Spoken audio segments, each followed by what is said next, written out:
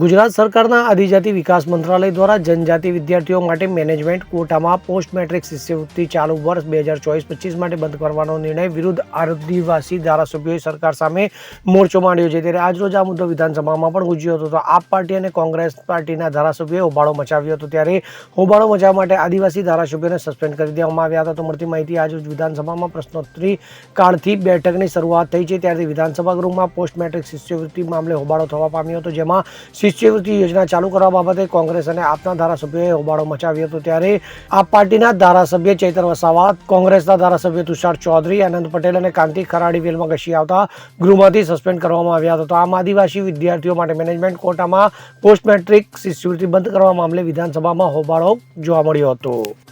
જનજાતિના વિદ્યાર્થીઓના ઉચ્ચ અભ્યાસ માટે યુપીએની સરકારમાં 1/4/2010ના રોજ પોસ્ટ મેટ્રિક શિષ્યવૃત્તિની યોજના ચાલુ કરવામાં આવી હતી। એમાં કેન્દ્ર સરકાર 75% અને રાજ્ય સરકાર 25% સહાયના ભાગરૂપે આ યોજનામાં આદિજાતિના વિદ્યાર્થીઓ MBBS, BSc, MSc, diploma, degree, nursing, pharmacy જેવા ઉચ્ચ અભ્યાસ કરતા હતા।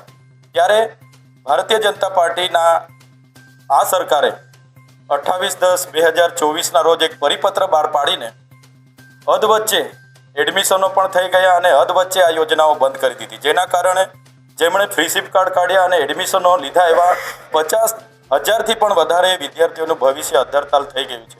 ત્યારે આજે વિધાનસભા ગૃહમાં અમે પ્રશ્નોત્તરીમાં પ્રશ્ન મૂક્યો અને તમામ ધારાસભ્યશ્રી ડૉક્ટર તુષારભાઈ સાહેબ હોય, આનંદભાઈ સાહેબ હોય, અમિતભાઈ ચાવડા સાહેબ હોય, શૈલેષભાઈ પરમાર સાહેબ, અમે બધાએ કીધું કે મોસાળમાં જ્યારે મા પીરસનારી હોય તો આ સરકારને શેનો વાંધો પડ્યો?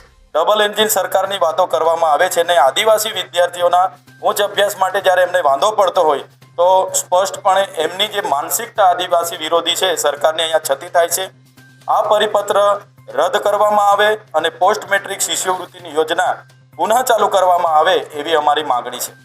પ્રાણ પ્રશ્ન પોસ્ટ મેટ્રિક શિષ્યવૃત્તિ અને એમાં ભણતા 60,000 થી 70,000 વિદ્યાર્થીઓને અન્યાય થતો પ્રશ્ન જ્યારે ગૃહમાં ઉપસ્થિત કરવામાં આવ્યો ત્યારે એના પેટા પ્રશ્નમાં બધાએ જ અમે ભાગ લીધો અને અમારો સાદો સીધો એક જ પ્રશ્ન હતો, મેનેજમેન્ટ કોટામાં તમે એડમિશન આપો છો અને ત્યાર પછી વેકન્ટ કોટામાં એડમિશન આપો છો, તો એવી તો 2010 પછી 2024માં આ આદિવાસી વિરોધી ભાજપની સરકારને ગુજરાતમાં શું જરૂર પડી કે આદિવાસી સમાજની શિક્ષણની ભૂખ એમણે પૂરી નથી કરી શકતા?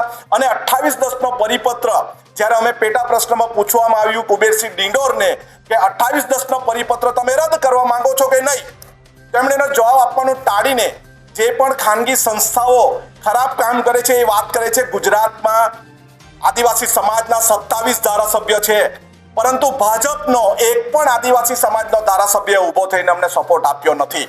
આ સરકાર આદિવાસી સમાજની વિરોધની સરકાર છે। ભણે આદિવાસી સમાજ ભણીને GNM, ANM કરીને ડિપ્લોમા એન્જિનિયરિંગ કરીને કંઈક કામ કરે એ આ સરકારને ગમતું નથી। એટલા જ માટે 2010માં ચાલુ કરેલી આ પોસ્ટ મેટ્રિક શિષ્યવૃત્તિ બંધ કરવાની વૃત્તિ એ લઈને આવ્યા છે।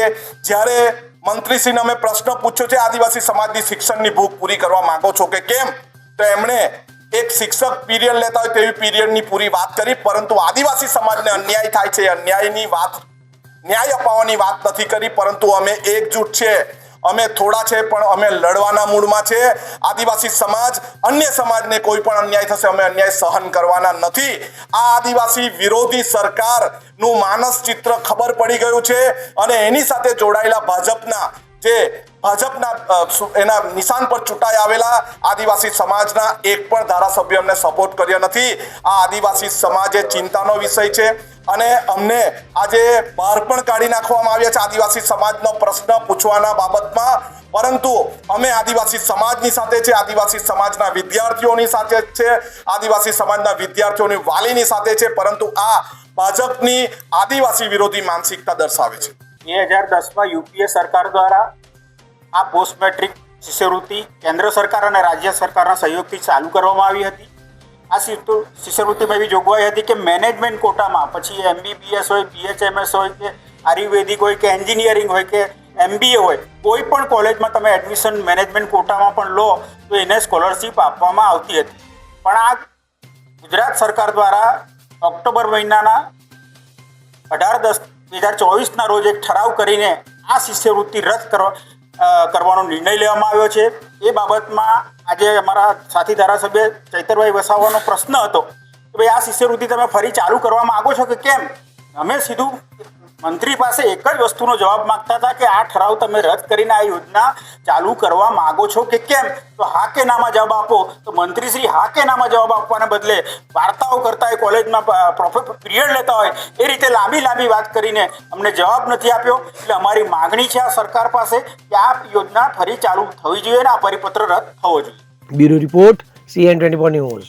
હવે જુઓ દેશ દુનિયાની તમામ ખબરો તમારી આંગળીના ટેરવે.